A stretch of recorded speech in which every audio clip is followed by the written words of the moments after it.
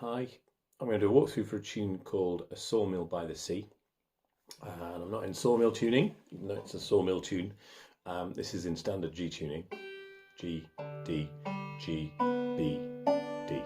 So that's the D string. Just if you want to tune to it, you can. Okay, and so the tune goes like this.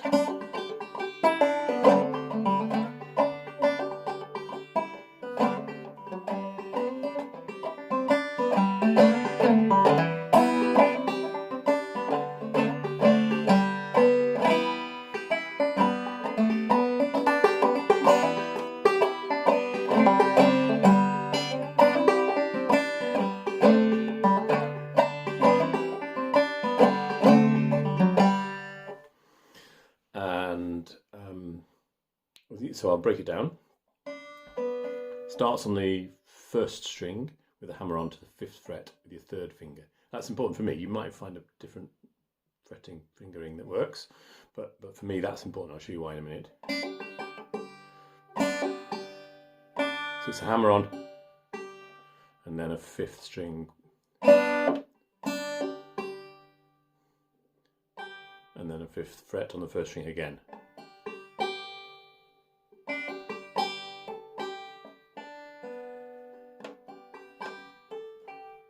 So that's the 7th fret and pull off back to the 5th.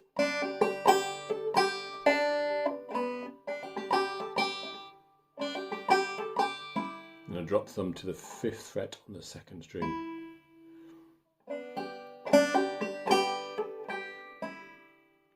You can do it with the hammer on, but it's not quite as clear, so I prefer it with a drop thumb. And then you do a double pull off, which is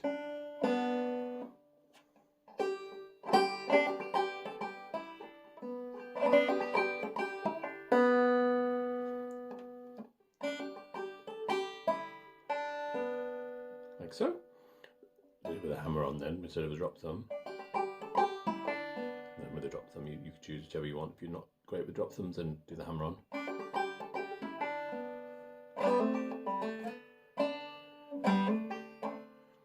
So that's the D7 chord shape, which is the open 2nd fret on the 3rd string, open 4th, 2nd, 3rd, 1st on the 2nd string, open.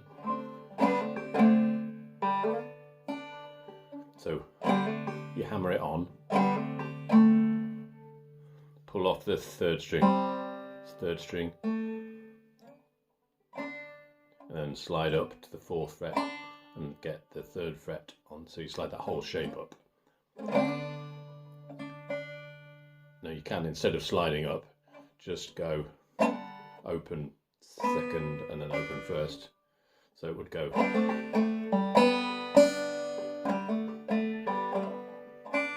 But it's better with the slide, I think. And getting both of those strings, so that's the 3rd fret on the 2nd and the 1st together, just gives that a sort of double string resonance, which is nicer. So far.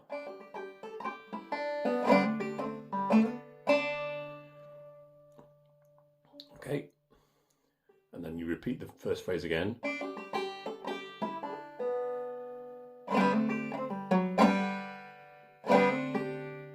So that's a hammer on of the D7 shape, and then a pull off of the D7 shape, hammer on, 4th fret, 4th string, and then it finishes on an open on the G chord. So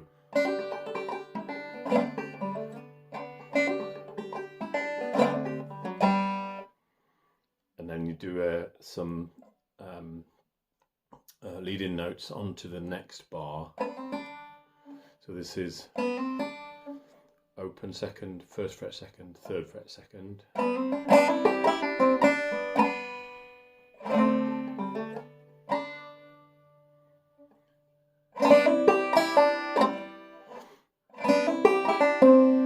So this has one of the phrases which really gives it that sort of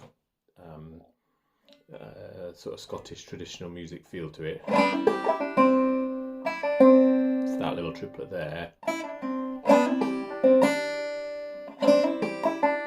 All I'm doing is a C chord shape, which is 2nd fret, open 1st fret on the 2nd string, 2nd fret on the 1st string. It's a C chord in standard G tuning. So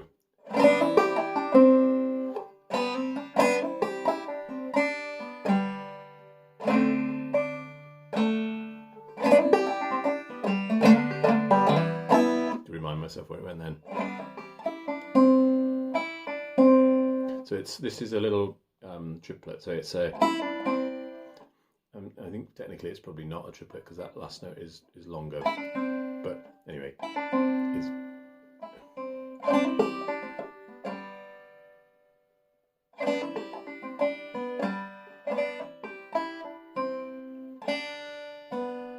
2 drop thumbs there.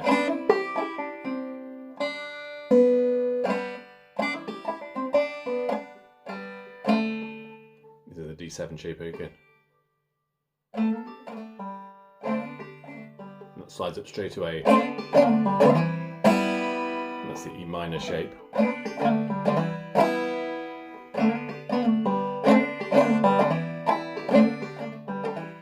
So it's that slightly draggy into the E minor. So this is the 2nd half of the A part now. So and then it goes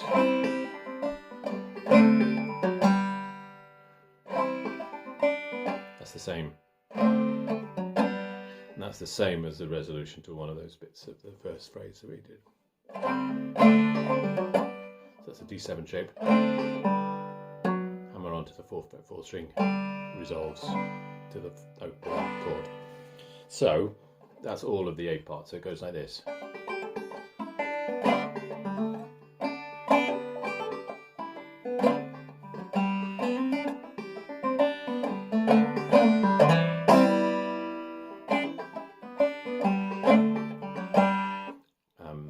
played a C chord instead of an E minor then, but it is the E minor. That's where you go to. It still sounds fine with the C chord.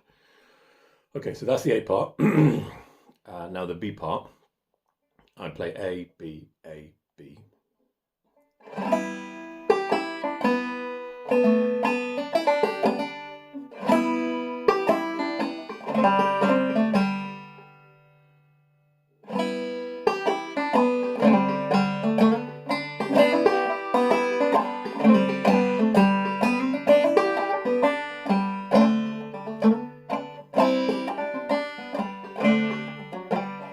So E minor shape, and that's the chord, but it's a half note. And then the thumb is on the beat actually.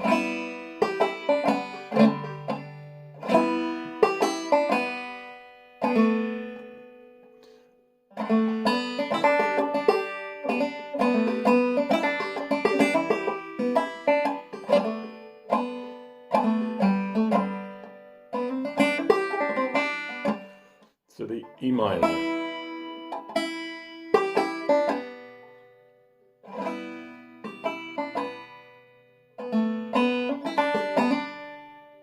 So what happens here, this is a kind of spiky bit, and it's a spiky bit that my aim is to make it feel like a Scottish traditional tune. I don't know if I'm quite there, but that spikiness, they say that Irish music's a bit like Scottish music with the spikes smoothed out. And interestingly, they also say Cape Breton music is like Scottish music but with the spikes made spikier. So these kind of spiky jumps is probably a proper musical way of describing them. I don't know what that is.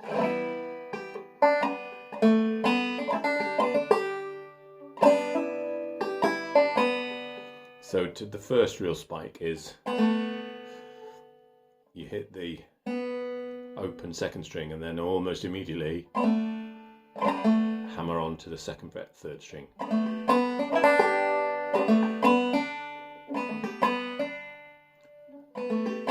So then it's open 2nd, 3rd fret 2nd, and then another real spike, which is a pull off from the second fret to open on the first string, and a fifth string at the same time, almost at the same time, not quite.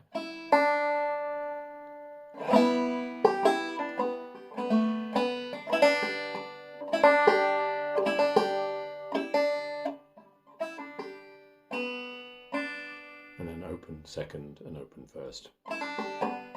And then again. This time it's a pull off third string, second fret to open. I do that in the D7 shape. And then it resolves. So that's the first half of the B part. No, that's wrong.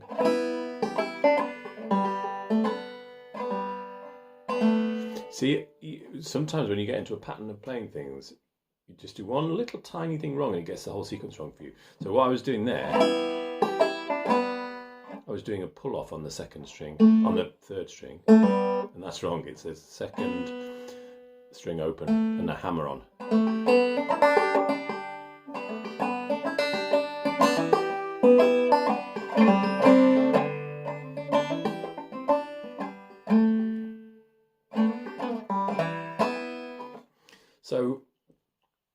So, B part so far.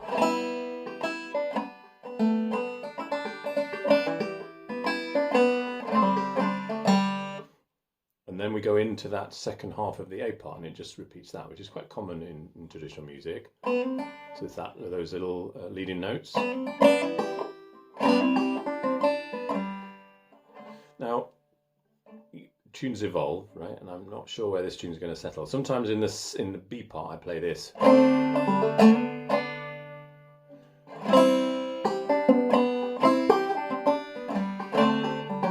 So sometimes in the B part I play this.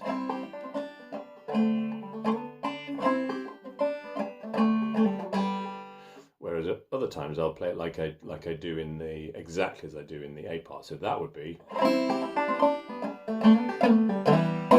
into that E minor, and so that's then resolves, and that's the whole tune, and then goes back up to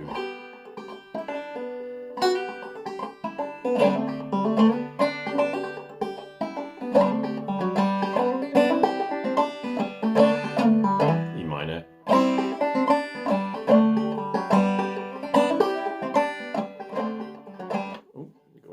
The extra part of the B part then. Never mind. So that's the tune. It's a bit spiky and a bit difficult in places. It's definitely still evolving, and I find tunes do that all the time. When I first recorded it, and there's as if anybody who writes music, you'll resonate with this. But also if you're putting together arrangements of other people's tunes. Originally I played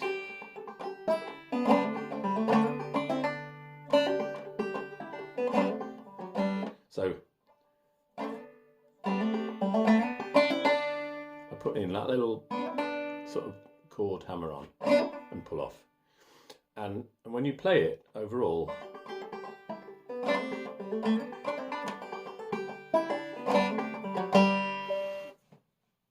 it's just not necessary, and it sounds so much nicer without all that, the extra fancy twiddle. So this is how I'm now settled on playing it,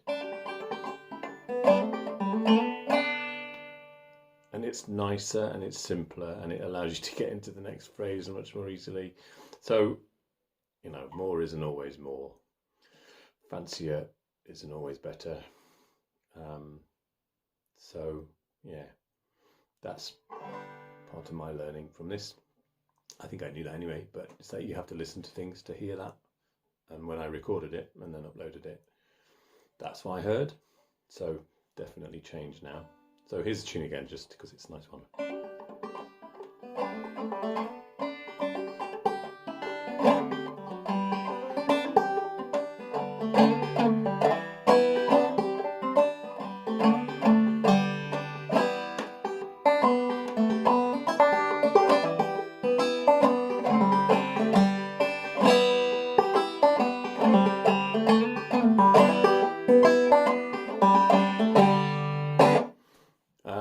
that's me. I hope you play it. If you do, let me know. If you record it, send me a link. And yeah, and just in case you're wondering, the Sawmill by the Sea, we're moving house. We're moving out of Wales and into Scotland, and we're not living in a sawmill by the sea, but one of our neighbours is a sawmill by the sea. So that's where it comes from. All right, thanks very much.